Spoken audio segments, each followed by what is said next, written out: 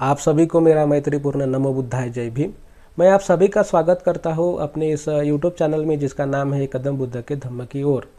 और ये 69वां भाग है बुद्ध और उनके धम्म का। आज हम जैसे बुद्ध ने किन किन लोगों को धम्म का उपदेश किया है, उनका परिवर्तन किया है, इस श्रृंखला में आज हम एक जीवक की परिवर्तन की बात सुनेंगे। जीवक क्या था, किस तरह उसका बुद्ध ने परिवर्तन किया। तो देखिए, जीवक ये जो एक व्यक्ति था वो राजगृह में पैदा हुआ। वहाँ पे वो जो एक नगर था तो एक वैश्या का वो बच्चा था, शालवती नाम का, है ना। तो उसने क्या किया, उसका पिता का नाम नहीं पता, तो वो तो एक वैश्या थी। तो क्या हो गया कि उसने, हो सकता है उसने या किसी परिवार के लोगों ने उस बच्चे को टोकरे में डाल के एक कूड़े के कचरा जहाँ पे फेंका जाता है, कूड़े में फेंक दिया। और लोग वहाँ पे जमा हो गए, देख रहे बच्चा जिंदा है। राजकुमार अभय भी वहाँ से जा रहे थे, तो देखा अभय ने, तो क्या कैसी हलचल चल रही, तो लोग बोल रहे कि बच्चा जिंदा है, तो इसलिए उसका नाम जीवक रखा गया। अभय ने उसका पालन पोषण किया, है ना।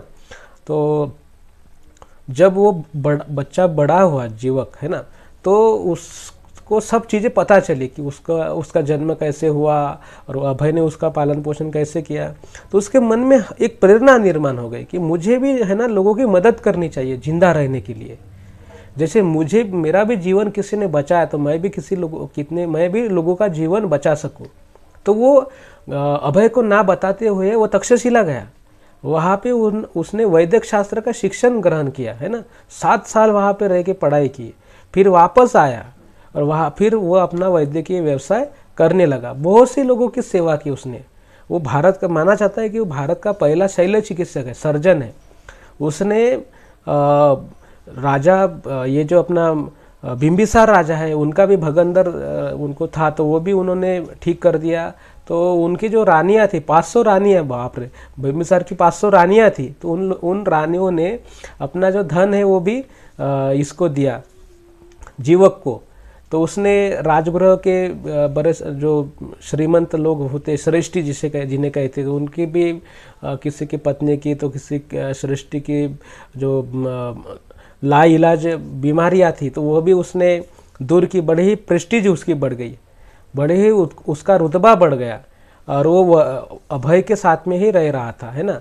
तो फिर क्या हुआ कि वो ने क्या, जो जीवक है वो तथागत के संघ का भी राजवैद्य था, यानी उसका संघ की भी भिक्षुओं की, तथागत की जो है ना, वो शुश्रूषा करता था, है ना, सेवा करता था। उनको भी कहीं अगर तबीयत खराब हो गई, कुछ उनके यानी आरोग्य का कोई समस्या रही, तो वो उनके भी सेवा करता था। तो फिर एक बार क्या हुआ कि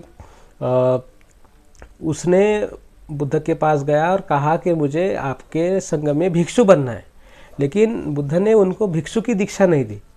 देखिए, जैसे अनाथपिंडक को नहीं दी, प्रसेनजित को भी नहीं दी, बिंबिसार को भी नहीं दी। उन्होंने आप जैसे है आप वैसा रहिए। कोई ऐसा ये बात नहीं है कि मैं एक बात जो प्रसेनजित के, यानी राजा प्रसेनजित की धम्म दीक्षा जो मैंने इस भाग से पहले बनाई है, उसमें एक बात मैं बताना भूल गया था, जो इसमें कंटिन्यू करूँगा, कि ऐसा कोई व्यक्ति, ऐसा कुछ नहीं है। यानी कोई अगर जिन्होंने, जो भिक्षु है और जो सामान्य व्यक्ति है, तो उनका धम्म में उनका स्थान ऐसा अलग अलग नहीं है, दोनों समान ही होते हैं। यानी निब्बान सिर्फ भिक्षु को प्राप्त होता है, उपासकों को प्राप्त नहीं होता, ऐसा नहीं है। इसीलिए बुद्ध ने जीवक को धम्म दीक्षा में भिक्षु की दीक्षा नहीं दी है। उसने कहा है कि आप क्या वैदक है, आप डॉक्टर है, तो आप क्या करिए, सेवा करिए, लोगों का जो आरोग्य का जो भाग है, आरोग्य की जो समस्या है, उसको दूर करिए। आप अगर धम्म के अनुसार जीवन जीते हैं तो आपको जो निब्बान है वो प्राप्त होता है। संसार में रहने वाले भिक्षु हो या संसारी उपासक हो, सभी को जो है संसार के रोगों ने पछाड़ा हुआ है। तो जिनके ऊपर भी ऐसी विपदा आती है, उन सभी का जीवक ने क्या करनी चाहिए, सेवा करनी चाहिए। उनका जो आरोग्य की जो बीमारियां है उसको उनका इलाज जीवक ने करना चाहिए, इसलिए बुद्ध ने जीवक को भिक्षु की दीक्षा नहीं दी। हर व्यक्ति अपने जीवन में जिस तरह से वह है, वह अगर धम्म के अनुसार जीवन जीता है, वह अगर उसका आचरण धम्म ने बताए हुए तत्व के अनुसार होता है, तो निश्चित ही वह व्यक्ति सुख और शांति से रहता है। नहीं तो उपासक हो या भिक्षु हो, सभी लोगों को जो है आसक्ति का रोग होता ही है, और आसक्ति सभी लोगों के लिए घातक है। अगर कोई व्यक्ति उपासक है लेकिन धम्म के अनुसार जीवन जी रहा है, तो वह क्या बुद्ध भी बन सकता है।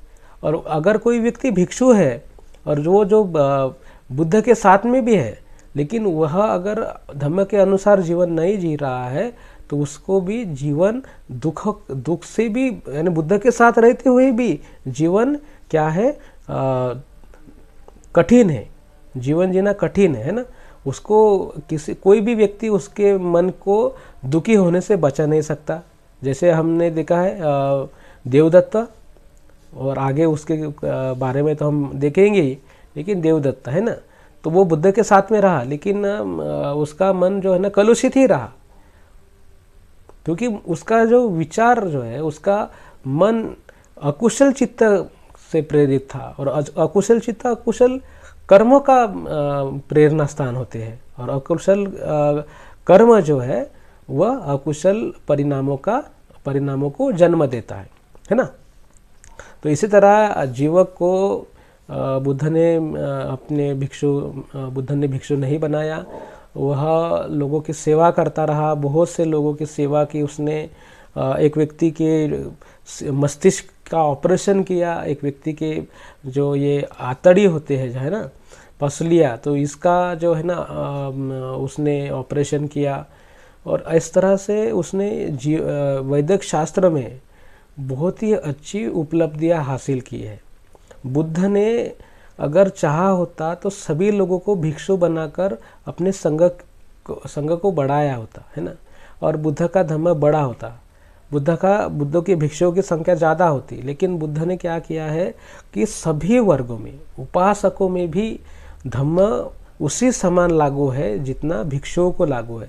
इसलिए हर व्यक्ति जिस स्थिति में है, उस स्थिति में धम्म के अनुसार जीवन जीता है, तो वह निब्बान को प्राप्त होता है। ये एक बात हो गई। और दूसरी बात ये है कि वह जिस भी स्थिति में वो धम्म को अपने जीवन में उतार रहा है, तो वह उस स्थिति को भी विकसित करता है। अगर वो जैसे जीवक है, डॉक्टर था, तो उसने अपने जो कलाकृतियाँ हैं, हमने उसकी जो क्या बोलेंगे उसको, गुण जिसे कहते हैं, तो उसको बढ़ावा, उसने उसमें अनेकों संशोधन किए है कि नहीं। अगर कोई व्यक्ति शिल्पकला जानता होगा और वो बुद्ध के अनुसार अगर जीता है, तो जरूर ही उसकी शिल्पकला विकसित होने वाली है, क्योंकि वो तो बियॉन्ड यानी परे है, आसक्ति से परे अगर आप विचार कर रहे हैं, तो वो जो कुछ भी करेंगे वो क्या होगा, एकमेव द्वितीय होगा, अप्रतिम होगा। आप जो कुछ भी करें, आप साइंटिस्ट है तो आप आसक्ति से परे हैं, तो आप इस तरह से संशोधन करेंगे कि स्वार्थ से परे, मानव जाति के हित में, स्वार्थ से परे और मानव जाति के हित में, निसर्ग के हित में होगा, है कि नहीं। तो इस तरह से कोई भी व्यक्ति करता है। आप देखिए, मैं अगर कोई दुकानदार हूँ, धम्म का उपदेश नहीं मानता, तो मैं क्या करूँगा, मुझे तो लाभ चाहिए, तो मैं क्या करूँगा, आपको कम वजन का सामान दूंगा। आपने 1 किलो मांगा तो मैं उसमें 100 ग्राम 200 ग्राम कम दे दूंगा, 2 रुपये 4 रुपये ज़्यादा बेच दूंगा, है ना। तो इस तरह से मैं अगर क्या अकुशल चित्त से प्रेरित हूँ, तो मैं क्या लोग मेरे बारे में अच्छा नहीं कहेंगे, और ना ही मेरे बारे में लोगों की जो धारणाएं अच्छी बनी रहेंगी, ठीक है नहीं। तो इसी तरह से जो होता है, मैं तो दुखी ही रहूँगा, क्योंकि मेरे को तो लाभ चाहिए, लोभ है मेरे मन में, है कि नहीं। तो अगर मैं कुछ व्यापार करता हूँ और धम्म के अनुसार जीवन जीता हूँ, तो मैं क्या करूँगा, जितना जो है, जो प्रमाण है, जो माप है, माप तोल करके, अगर मैं आपने 1 किलो मांगा तो मैं 1 किलो दूंगा, तो आपको लाभ हो गया, है ना, होगी कि ना। आपको चिंता करने की ज़रूरत है क्या, नहीं है। मैंने आपको सही दाम पे दिया और सही भाव तोल मोल के आपको वो चीज़ दी है। और मैं यह भी देखूंगा कि मेरे दुकान से कोई अगर माल जाता है तो वो अच्छे प्रति का हो, है ना, लोगों को उसमें भ्रमित ना हो, लोगों का उसमें ये क्या बोलते हैं, भरोसा ना टूटे, है ना, उनको सही चीज़ मिले, सही दाम पे मिले, सही तोल भाव से मिले।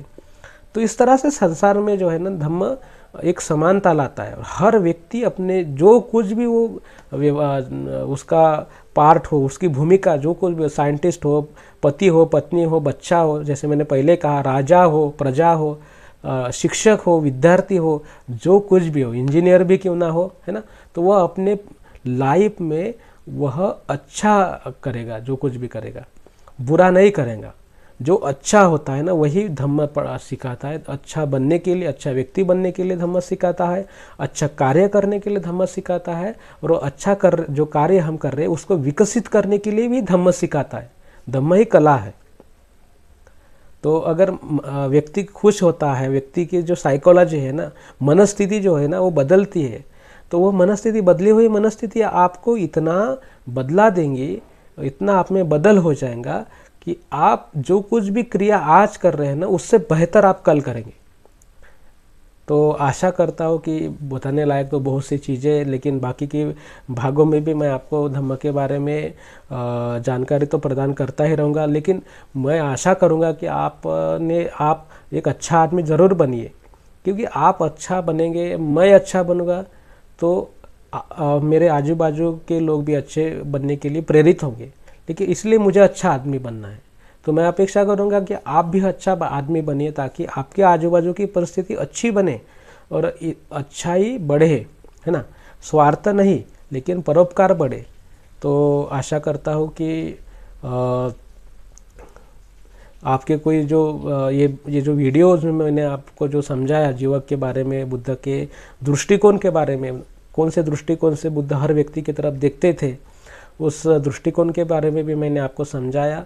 और आपके कुछ सवाल हो, कुछ चिंताएं हो तो ज़रूर कमेंट्स में लिखिए। इस आई बटन पे क्लिक करके आप बुद्ध और उनके धम्म के बारे में और प्रासंगिक के जो वीडियोस है आप प्लेलिस्ट में देख सकते हैं।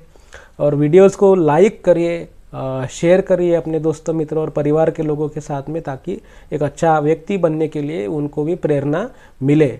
और चैनल को ज़रूर सब्सक्राइब करिए ताकि नोटिफिकेशन भी मिले, और अपने चैनल की जो सदस्य संख्या है कदम बुद्ध के धम्म की ओर की वो बढ़े, और ज़्यादा से ज़्यादा धम्म का प्रचार हम कर सके। मैं आप सभी लोगों के प्रति मंगल कामनाएं व्यक्त करता हूँ और अपने वाणी को देता हूँ विराम। नमो बुद्धाय। जय भीम।